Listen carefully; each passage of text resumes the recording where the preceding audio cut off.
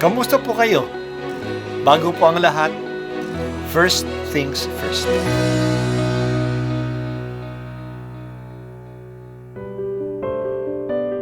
Ang pagbasa mula sa aklat ni Propeta Amos.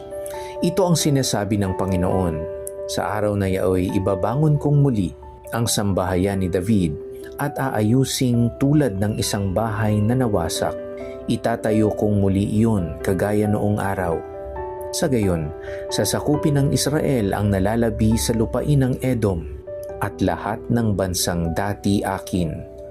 Darating ang panahon, sabi ng Panginoon, na mag-aararo ang magbubukid habang nag-aani pa ang manggagapas.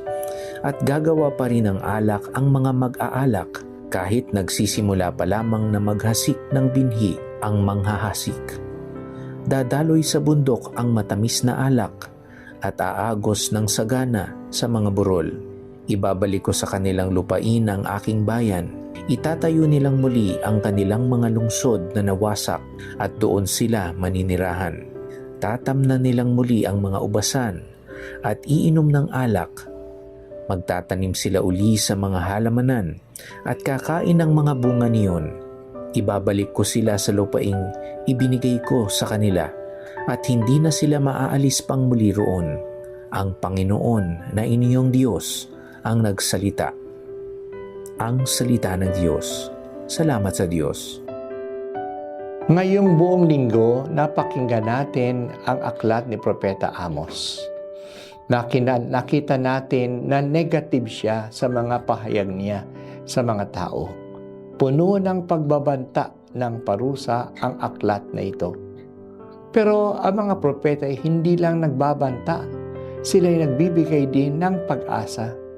Kaya nagtapos ang aklat ni Amos sa pahayag ng pag-asa. Darating ang araw, wika niya, na ibabangon ng Diyos ng sambahayan ni David at aayusin ang bahay na nawasak. Lalawak uli ang kaharian ni David at mananagana ang lupain.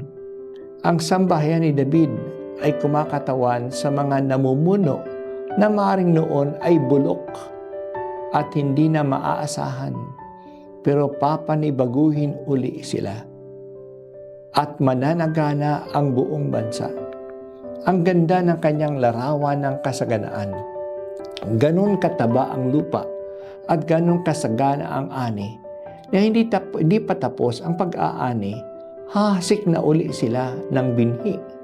Hindi pa tapos ang pagpipisa ng mga ubas para gawing alak, namimitas na uli sila ng ubas.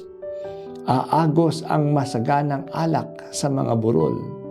Itatayo uli ang mga lungsod na nawasak.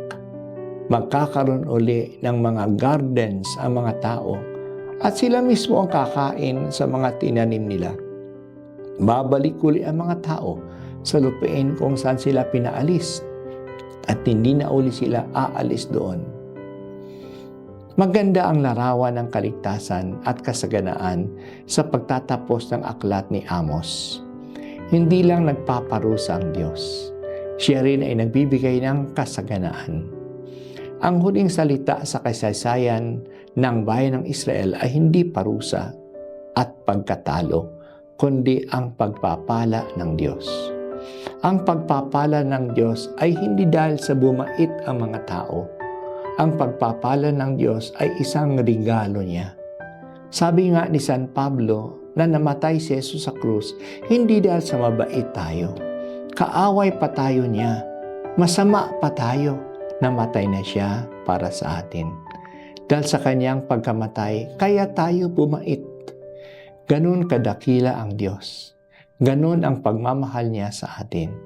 Pinagpapala niya tayo, hindi dahil sa karapat-dapat tayo. Pinagpapala niya tayo dahil sa mahal niya tayo. Period. Hindi po sana kami mawala ng pag-asa o Panginoon. Kahit na gaano kasama ang aming kalagayan, maaari mo kaming mapanumbalik at maaari mo rin kaming bigyan ng kasaganaan.